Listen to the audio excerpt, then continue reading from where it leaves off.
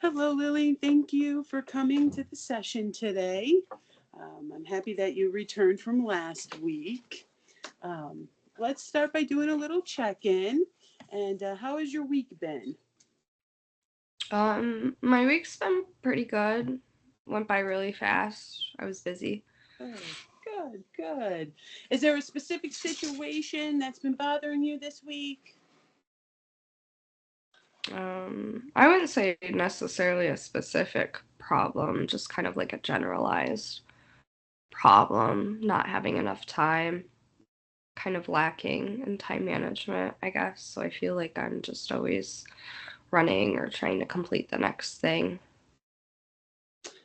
That is something I hear a lot of my clients talk about. They don't have enough time in the day to do all the things. That's for sure. Mhm. Um, Before we continue, I just want to just reaffirm the rules. All your feelings are valid. No judgment here, and feel free to share as much or as little as you feel comfortable with. Right. Okay. So for today's session, we're going to take that time management and we're going to put it. We're going to look through the lens of what's called an ABC technique. So Mhm. basically, A, we're going to just identify the issue, which we did as time management. B is we're going to delve into what you believe about yourself when you don't have enough time to complete your tasks, and then C, what kind of what your emotions are and what actions you take when you're in that belief system. All right. Okay. So you said you don't have enough time. So what are some of the challenges that keep you from um, not having enough time to do what you need to do? I'd say there's a couple things. Procrastination is probably the biggest one. I feel like I work better with procrastination, but then when it gets down to it, I get overwhelmed and stressed out that I don't have enough time, and that I won't finish everything. And then another component I would say is just other people around me, like getting distracted or being asked questions or kind of bothered, I guess you could say, by other people. I see. Is there when you're doing your schoolwork, is there anywhere in your home that you could go that you could just close the door, put a sign, do not disturb, and um, have that quiet environment? Yeah, I guess I could Or try that. set boundaries of, when I'm in here with the door shut, I'm off limits. Hmm. Yeah. So when you feel overwhelmed and stressed by the lack of time, what are you thinking about? What are some thoughts that go through your mind? I mean, there's a lot of them. There's thoughts that I'm not going to get things done, that I'm a failure if I don't get things done on time. Kind of, am I doing things right or am I doing things well enough to the standards that I put into place for myself, given the time that I have left because I have procrastinated? Um, and then just kind of like thoughts of how much time I have left, kind of like the countdown, I guess you could say, inside my head. Oh, the countdown to the end of the day. Hmm. I think. Or Um, like bedtime. Yeah. yeah. What now as you're having those, that negative belief system going through your body, what kind of feelings are you having, and where in your body are you feeling them? Most of the time, it's, I'd say, in the upper, like my head, I'll start to get a headache from thinking so much or just having so much cognitive input and information running through my head.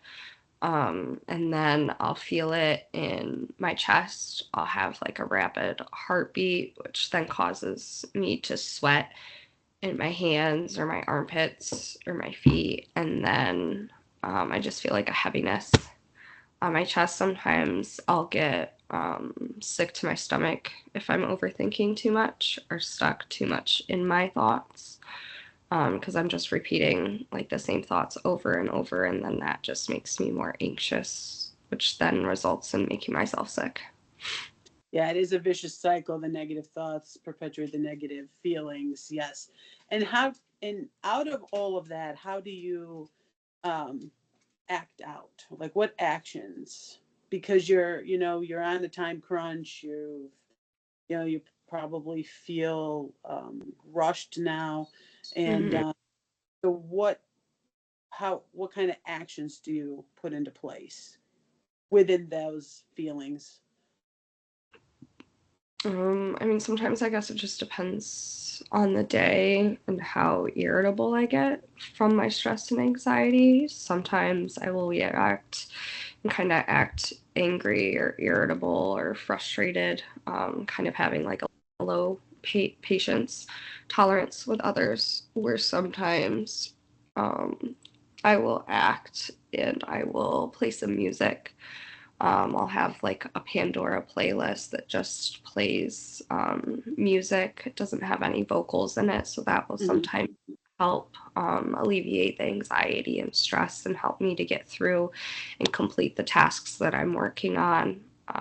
But really, most of the time, those are like my two actions. I'm either really irritable, get frustrated and upset quickly, or I'll try and take a break or use some other coping skill to try and get through it.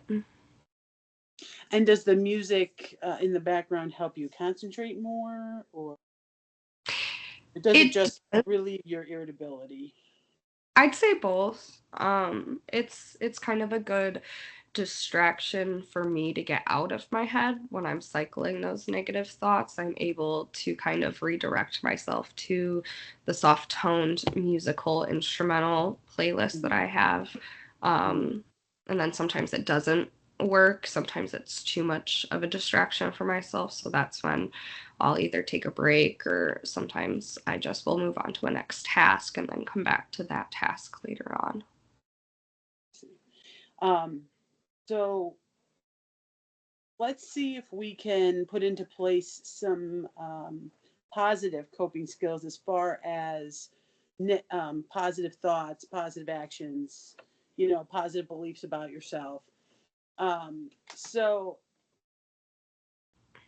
if you were to change your situation, or not really change the situation, but to see it in a different way, Mhm. would that change your belief system, how you feel about it? It basically would change everything. So how could we spin this Mhm. into a more positive situation, or like Mhm. the silver lining, so to speak? Right.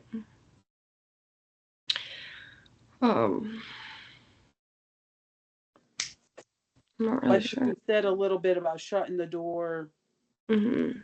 taking the boundary. So if you Right. were able to have the time basically to get everything done, what would your belief system be then? I feel like it would be more of a positive frame than negative. I wouldn't have kind of those other distractions or other stimuli around me. I'd be able to have that sole focus on the tasks that I'm working with. I'd be able to have, a little bit clearer thoughts with what I may be completing task wise or answering questions. Because when there's too many stimuli going on around me, it's hard to really like think about how I'm going to answer a question or how I'm going to formulate a sentence or paragraph and so on.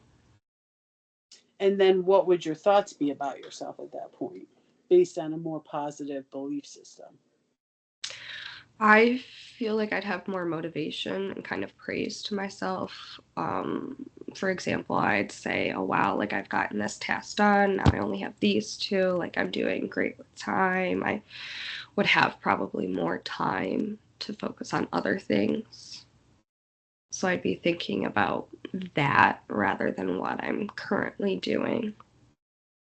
And then if you were to be able to accomplish the things that you set out for yourself in the day, how would then that make you feel? It'd make me feel really good. It'd make me feel more confident. It'd make me feel stronger. I'd say more prepared as a student. Um, so you talked about procrastination as one of the issues that make so you lose track of time. Hmm. So I do have one suggestion for you. Okay. I don't know if you're a tech person. I don't know if you're on your phone a lot. Um, but there is an app for your phone. I don't know if you've heard about this. Mm, It's the Finch app. Uh, yeah. yeah. So basically, you could put your time management goals in there, or the goals that you Mm, want to set for the day, and it kind of, well, it kind of doesn't force you to go in there, but like it'll make you think to go in there and kind of check them off as like a to-do list. Um, and okay. and in that, the fun part of that is that you're growing a little bird, like a Tamagotchi kind of thing. Okay. Hmm. Um, and so, although it's a little bit more animated than the old Tamagotchis, but anyway, either way, um, it might help you one organize your tasks and Hmm. keep you on track. Okay. And it's a little bit more fun than a standard like calendar app or But, planner hmm. type of thing. Okay. Um, yeah, It and sounds definitely. interesting. Oh, sorry. Go ahead. No, I was gonna say it sounds interesting. I've heard the name of it, but I've never really heard a description of what it really entails. So I never Mhm. went too much into it or researched it. Yeah, I mean, you set the goals of what you want to accomplish, and then you just go in every day. And as you do that, like I said, the fun part is you grow the bird. And then Hmm. the other point, or the other part of that, is that things where you have like maybe inconsistent habits, it might help you create a new habit. Okay. Um, the other thing um, that might help is, excuse me, the book Atomic Habits might also help. Um, but you probably don't have time to read with all the other schoolwork. But Hmm. uh, if you were to have time, that also walks you through how to begin and be more consistent in your habits so that you don't lose that track of time, and it kind of helps with the procrastination. Hmm. Okay. All right. Um, so this week, I'd like you to just be conscientious of things that are happening, certainly the time situation that we talked about today, and other little times where you start to have that negative belief system, negative thoughts, and then just be conscious of what your actions are for those. And then on the flip side of that, try to see it in a different light and see if how you think and feel and act would change. And then we can talk Hmm. more about that in your next session. Okay. That All sounds right. good. All right. Wonderful. Well, I hope you have a great day and thank you for coming today. And I look forward to seeing you next week. Thank you so much. You too. You're welcome.